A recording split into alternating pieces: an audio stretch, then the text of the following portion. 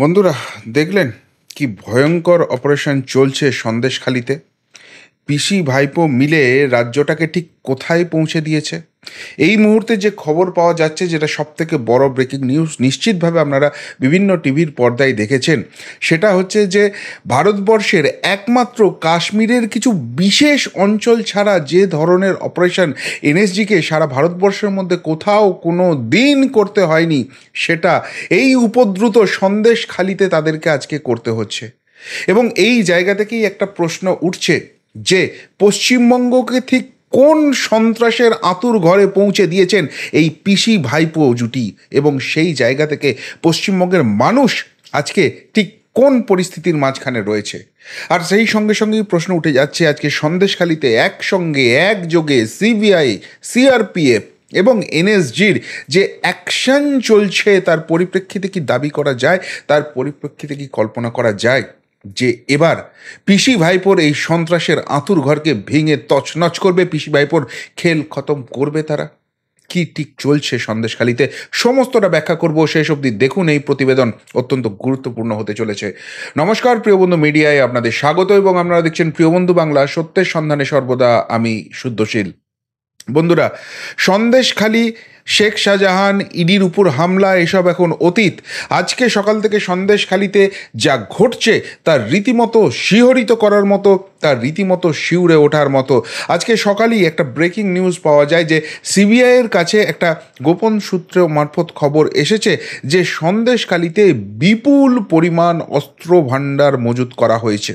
এবং কে মজুত করেছে, কোথায় মজুত করা আছে, সেটা প্রাথমিকভাবে জানা না গেলেও সিবিআইয়ের 10 জনের একটা টিম পৌঁছে যায় সন্দেশখালিতে। বিশেষ তারা ওয়েপন নিয়ে যায়, যেগুলো দিয়ে ওই বোমটাকে খোঁজা যাবে, যে ওই আগ্নেয়াস্ত্রগুলোকে খোঁজা যাবে। এবং তল্লাশি অভিযান চালানোর পর দেখা যায় সেখানেও তৃণমূল যোগ রয়েছে। শেখ শাহজাহানের অত্যন্ত ঘনিষ্ঠ বলে পরিচিত এক তৃণমূল নেতা, যিনি পঞ্চায়েতের সদস্য, তার আত্মীয়ের বাড়ি থেকে পাওয়া যায় এই অস্ত্রভাণ্ডার। কী ছিল সেই অস্ত্র ভাণ্ডারে, এখনও সিবিআইয়ের তরফে কোনো অফিসিয়াল নোট আসেনি, কিন্তু বিভিন্ন মিডিয়া, বিভিন্ন সূত্র থেকে যে খবর পাওয়া যাচ্ছে সেটা কিন্তু চমকে ওঠার মতো। বাড়ি সানের মেঝে, সেই মেঝে ফাটিয়ে তার তলা থেকে এই অস্ত্র ভাণ্ডার উদ্ধার হয় এবং সেই অস্ত্র ভাণ্ডার উদ্ধার করতে করতে দেখা যায় সেখানে বিপুল পরিমাণ বোমা, বোমা বানানোর মশলা এবং বিদেশি আগ্নেয়াস্ত্র 12টা পাওয়া গেছে।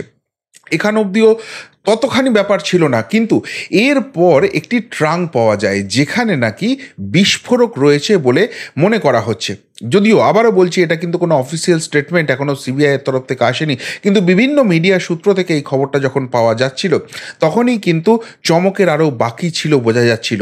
এবং সেই জায়গা থেকে দেখা গেল দুপুরের দিক থেকে সেখানে এনএসজি ঢুকতে শুরু করেছে, এনএসজির কর্তারা ঢুকতে শুরু করেছেন এবং এনএসজির বম্ব স্কোয়াড ঢুকতে শুরু করেছে। এবং এই জায়গাটাতেই তখন প্রশ্ন উঠতে শুরু করে যে আমরা দেখেছি যে কোনো জায়গায় বোমা বা বিস্ফোরক উদ্ধার হলে খুব যেটা চলতি প্রথা বা যেটা হয়ে এসেছে আমরা দেখতে অভ্যস্ত, সেখানে সিআইডি বা এই ধরনের যারা রয়েছে সংস্থা, তাদের যে বম্ব স্কোয়াড আছে তাদেরকে ডাকা হয় বমগুলোকে ডিফিউজ করতে, বোমাগুলো উদ্ধার করার পর তারপর সেগুলোকে ব্যবস্থা করা হয়। কিন্তু এক্ষেত্রে এনএসজি কমান্ডোদের ডাকা হলো, এনএসজি কমান্ডোরা এলেন এবং দেখতে পাচ্ছেন কীরকম রোবোটিক ইকুইপমেন্ট, একদম অত্যাধুনিক, মানে যেটা জানা যাচ্ছে ভারতবর্ষে এই ধরনের অপারেশন কাশ্মীরের কিছু অত্যন্ত অত্যন্ত কঠিন জায়গাতে এগুলো হয়েছে, এবং জেনারেলি ইরান, ইরাক এইসব জায়গায় এই ধরনের অপারেশন করতে হয়, সেই রোবোটিক ইকুইপমেন্টস নিয়ে আসতে হয়েছে এনএসজিকে। এবং এই রোবোটিক স্ক্যানারে যেটা জানা যাচ্ছে যে এখানে কিন্তু 3D ইমেজিং করা যাবে, অর্থাৎ যে অস্ত্র ভাণ্ডার উদ্ধার হয়েছে তার থেকেও কি মারাত্মক কিছু রয়েছে। এবং যে ট্রাঙ্কটির কথা বলা হচ্ছে, যেটা পাওয়ার পরই কিন্তু এনএসজির তৎপরতা বাড়ে, এখানে সিআইডিকে কিন্তু আর ইনভলভ করা হলো না, সরাসরি এনএসজিকে ডেকে নিয়ে আসা হলো। তার মানে কি সেখানে এমন কিছু রাসায়নিক আছে যেটা বিপুল পরিমাণ ক্ষয়ক্ষতি করতে পারে। এখন তৃণমূল, এই রাজ্য সরকার, পুলিশ প্রশাসন তার নাকের ডগায় শেখ শাহজাহানের সাম্রাজ্যে এই ধরনের ঘটনা ঘটছে, এর পিছনে কারা রয়েছে? কোনো সর্বোচ্চ স্তরের মাথার অঙ্গুলি হেলন যদি এখানে না থাকে, এত বড় কাণ্ড ঘটানো সম্ভব? এবার প্রশ্ন যেটা ঘটছে যে এখানে কিন্তু ইতিমধ্যেই ইডি সিবিআই ঢুকে গেছে, শেখ শাহজাহান গ্রেপ্তার হয়েছে, সেখান থেকে বিভিন্ন তথ্য বেরিয়ে আসছে এবং শেখ শাহজাহান বুঝে গেছে তার খেলা শেষ। যে ভয়ঙ্কর ঘটনাতে এতদিন ধরে এখানে ঘটিয়েছে তার সমস্ত কড়াই গন্ডাই তার মাসুল তাকে দিতে হবে, সেই জন্য বউয়ের হাত ধরে হাউ হাউ করে কান্না চলছে আর বলছে আল্লাহর কাছে আমার নামে দোয়া করো। আর সত্যিই বোধহয় তিনি দোয়া করেছিলেন, তাই আল্লাহ কথা শুনছেন, আর কথা শুনছেন বলে এই ধরনের যে বিস্ফোরক যেগুলো লুকিয়ে রাখা রয়েছে, সন্দেশখালি সন্ত্রাসবাদের আঁতুর ঘর হয়ে উঠেছে, সেটা কিন্তু এক্সপোজ হচ্ছে। গোটা বাংলার মানুষ, গোটা ভারতবর্ষের যে আভ্যন্তরীণ সুরক্ষা, সেটা যে কতখানি ক্রিটিক্যাল জায়গায় চলে গেছে এই সন্দেশখালির সৌজন্যে, সেই জায়গাটাই কিন্তু আজকে সামনে আসছে। এনএসজিকে ঢুকতে হচ্ছে। এনএসজি, এনআইএ কিন্তু এর আগেই ঢুকেছে এখানে। মানব পাচার, অস্ত্র পাচার, এই ধরনের যে কার্যাবলী হয়েছে, মাদক পাচারের মতো ঘটনা ঘটেছে, রোহিঙ্গা ঢুকেছে এবং মানুষের অঙ্গ পাচার হয়েছে, এই যে ভয়ঙ্কর অভিযোগ, সেখানে কিন্তু এনআইএ ইতিমধ্যে ইনভলভ হয়ে গেছে। আর আজকে কিন্তু এনএসজি সরাসরি ঢুকে পড়ল। অর্থাৎ এই সন্দেশখালি ঠিক কতখানি সন্ত্রস্ত পরিবেশ করে রেখেছিল। বাংলায় কি এই যে নির্বাচন চলছে, সেখানে দেওয়াল স্পষ্ট কাদের হার হতে চলেছে, কারা তলিয়ে যেতে চলেছে, বাংলার মানুষ কাদের বর্জন করতে চলেছে, আর সেই জায়গাটা বোঝার পরই এবার কি বাংলায় হার হিম করা সন্ত্রাসের পরিবেশ তৈরি করার জন্যই এই ধরনের বিস্ফোরক মজুত করা হচ্ছিল, বিদেশি আগ্নেয়াস্ত্র আনা হচ্ছিল। যদি প্রশাসনের সর্বোচ্চ স্তরের অঙ্গুলি হেলন না থাকে, যদি তাদের ইনভলভমেন্ট না থাকে, এই ধরনের ঘটনা ঘটা সম্ভব? সেই প্রশ্ন কিন্তু উঠে যেতে শুরু করেছে। আর তাই পশ্চিমবঙ্গকে, ভারতবর্ষকে যারা এতখানি বিপদের মধ্যে ফেলতে চায় নিজেদের স্বার্থ চরিতার্থ করতে, এখানে যেটুকুনি শোনা যাচ্ছে, আমরা বিভিন্ন সূত্র থেকে যে খবর পাচ্ছি, সেখানে কিন্তু বিদেশি যে জঙ্গি গোষ্ঠী রয়েছে তাদের ব্যবহৃত যে বিস্ফোরক, তার সঙ্গে নাকি এখানে মিল পাওয়া যাচ্ছে। কি অবস্থায় নিয়ে চলে যাচ্ছে বাংলাটাকে ভাবুন একবার। গরু চুরি, কয়লা চুরি, পাথর চুরি, চাকরি চুরি, এগুলো অতীত। মানুষের জীবন নিয়ে, মানুষের সুরক্ষা নিয়েও এরা ছেলে খেলা করতে পিছপা নয়।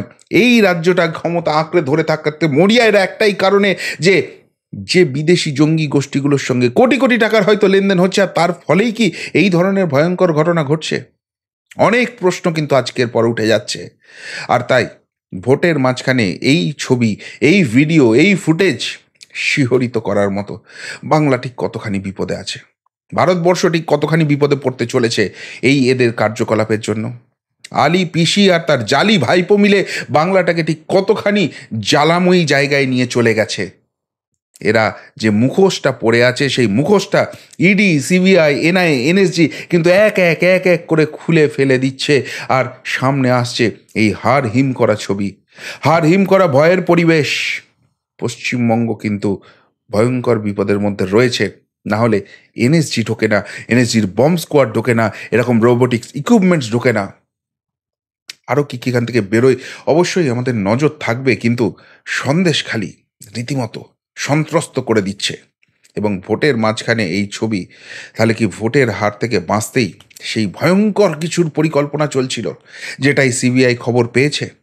আপনাদের মাথায় রাখতে হবে, এই সিবিআই তদন্ত আদালতের নির্দেশে হচ্ছে, এবং যখন আদালতের নির্দেশে সিবিআই তদন্ত হচ্ছে, সেই নির্দেশকে খারিজ করার জন্য সুপ্রিম কোর্ট অব্দি ছুটেছে কে, কারা, কেন, কী লুকোতে চাইছে?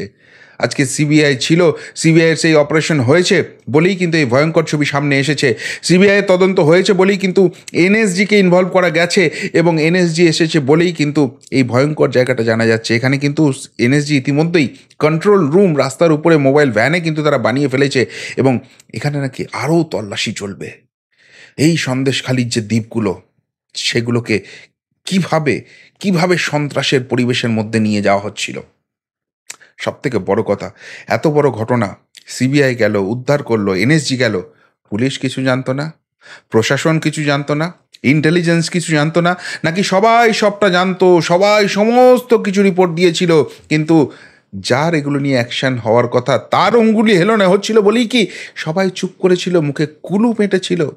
আজকে যদি সিবিআই না ঢুকতো, যেটাকে বারবার রাজনৈতিক প্রতিহিংসা বলে মানুষকে গুলিয়ে দেওয়ার চেষ্টা করছে কিছু স্বার্থান্বেষী মানুষ, আজকে কি এই ধরনের ঘটনা সামনে আসতো?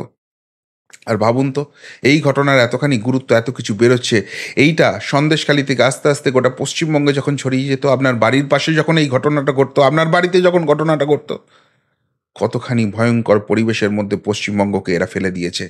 একবার ভাবুন, দেখুন কি অবস্থা চলছে পশ্চিমবঙ্গে। কি বলবেন বন্ধুরা? যদি কিছু এই নিয়ে বলার থাকে অবশ্যই কমেন্ট বক্সে কমেন্ট করে জানাবেন। এখনকার মতো এখানেই শেষ করলাম, ফেরত আসছি নতুন প্রতিবেদন নিয়ে খুব তাড়াতাড়ি। ভালো থাকবেন, সাথে থাকবেন, পাশে থাকবেন। নমস্কার।